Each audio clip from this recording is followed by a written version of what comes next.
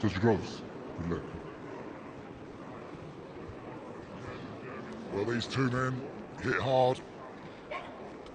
And Akhmadaliev returning to the ring for the first time in a year.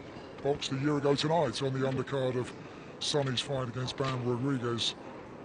Whereas Espinoza has boxed twice this year. Will he have the edge in activity?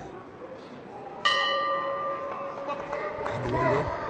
It's a fight for the interim version of the WBA Super Bantamweight title. But it might be all the more important if Inoue decides to go in a different direction in 2025, because then the winner here tonight will be upgraded to the status of full champion. We've seen that happen this week in the women's lightweight division, with Katie Taylor relinquishing the WBC belt and Caroline Dubois being upgraded to full champion status.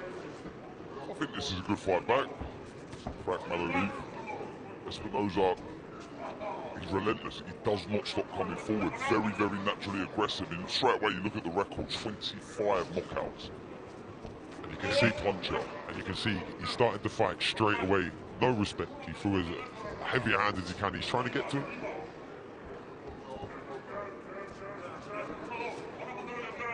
But I was saying, as he made his way to the ring, Espinoza, 2 of his 4 defeats have come against world champions Daniel Roman, who Akhmadaliev beat to take 2 titles in the first place, and also beaten by John Riel Casimiro. A former opponent of my brother, actually. So shout out Charlie Edwards. I think MJ would prefer an opponent that's going to come forward. When you've been out the ring for a year, it's hard to find your time and your distance. You can do all the sparring in the world, but I think when there's someone in front of you who's aggressive, you don't have to go looking for the shots. It makes it that much easier. I was out the ring for 14 months. The first guy I fought, Domenico Sparta, he just come plowing forward. I didn't have to go looking for him. And that made life a little easier for me in the early stages of the fight. But I think straight away, Akhmadaliev, he's quite happy to, you know, try and find the range, try and find openings right now. He's not really letting too much go, but you can see he's having a good look. They're battling with the front foot though, stepping on each other's toes just then. And he can dig too.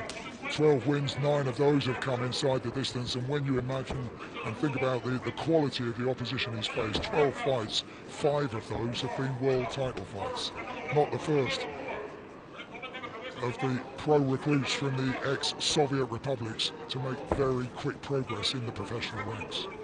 Espinoza just treading on the foot of akhmadaliev. A couple of times you just see him fall off balance. That happens. Southpaw orthodox.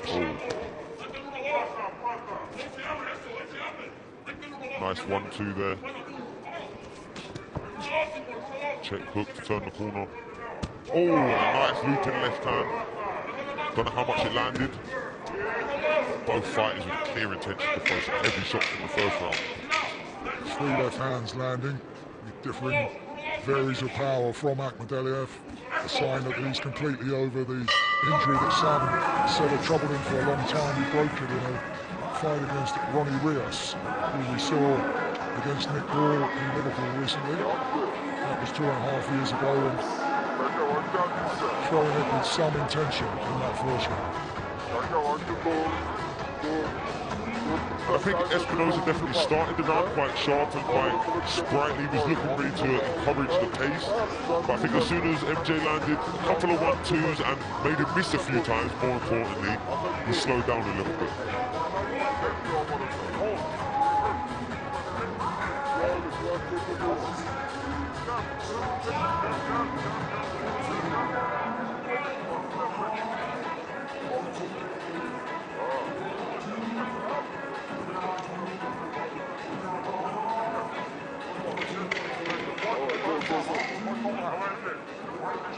The Diaz brothers in the corner of Akhmadaliev, Antonio in the ring and Joel on the ring apron. Another brother, Julio, fought Amir Khan in Sheffield back in 2013. A family steeped in boxing.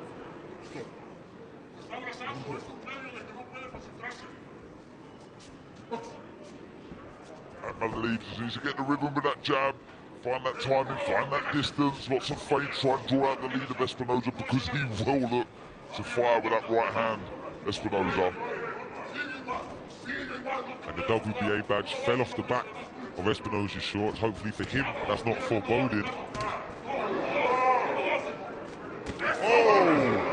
Both fighters landing simultaneously there, strong shots, but there was success before that from Akhmadaliev. And again, he's just finding that inch to get away. Just finding that inch to get away with the pull-out, but Espinoza's getting close. And the shots that are going past, inches past his chin, they look heavy if they do land. That's another thing, when you've been out the ring for a year, it's so surprising when you get caught with those little gloves on.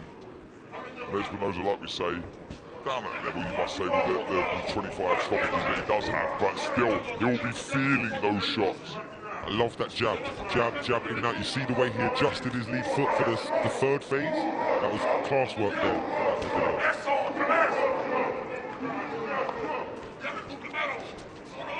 Making the miss again with inches.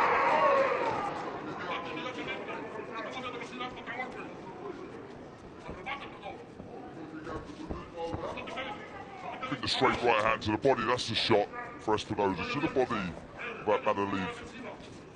Then you can work back upstairs. Jab, up, down, then back upstairs, changing the levels.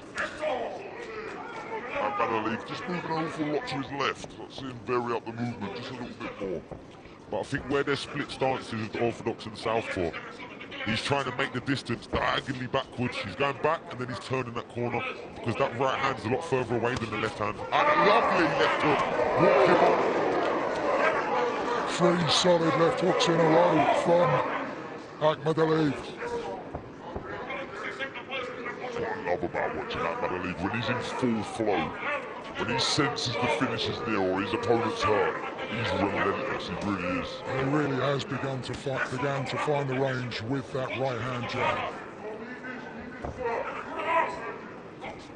I'm really liking Akhmadaliev's rhythm here. He's getting his strong feet straight away and he's wasting very little energy. And he's being patient to let his energy stores come back up. I think he's winning the round. And then he's letting shots go when it's the moment.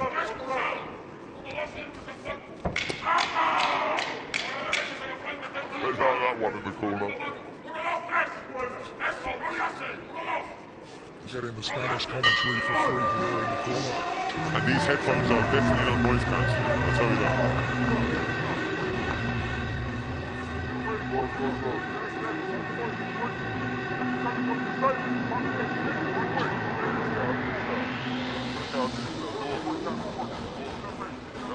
There's cleaner work from akhmadaliev, looking for that left hand and comes back over with the lead right hand, the feet good, just a bit clumsy with that movement there, Espinoza, just a bit reckless coming forward over that front foot. He walks onto a lovely left and he's followed it up with another left hook. akhmadaliev, good round. And you can see he didn't really turn the right hook. That kind of caught as a cuffing, but the left hook that came after was really stiff.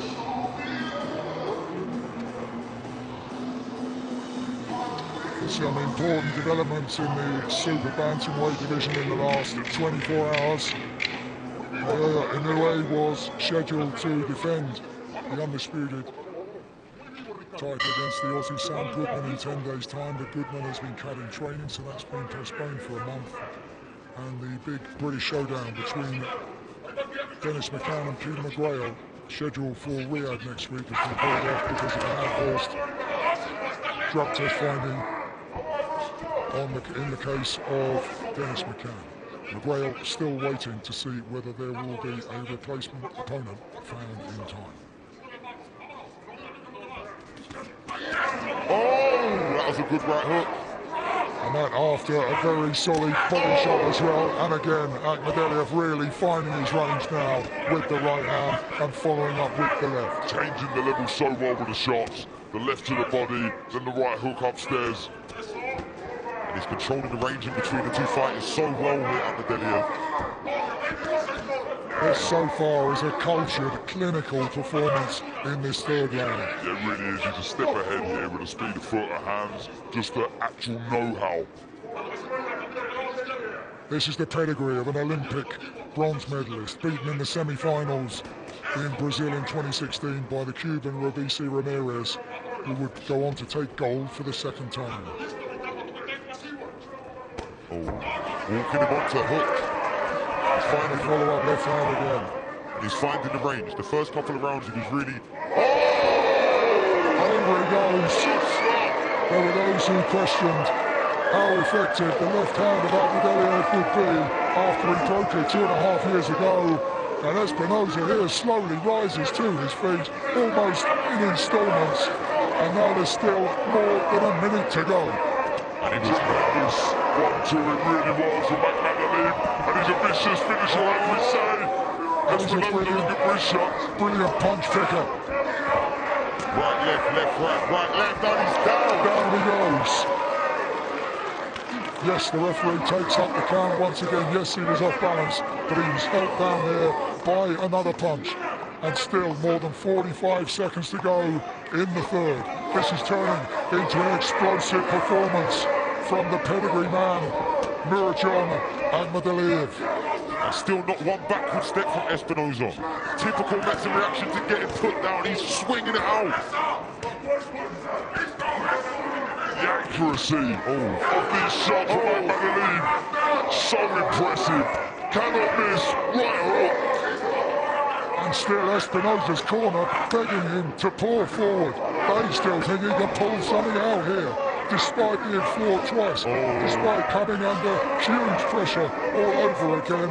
He's been beaten by 2 world champions, and he's on the cusp of completing a hat-trick here, but still flailing, throwing shots, and down he goes once again.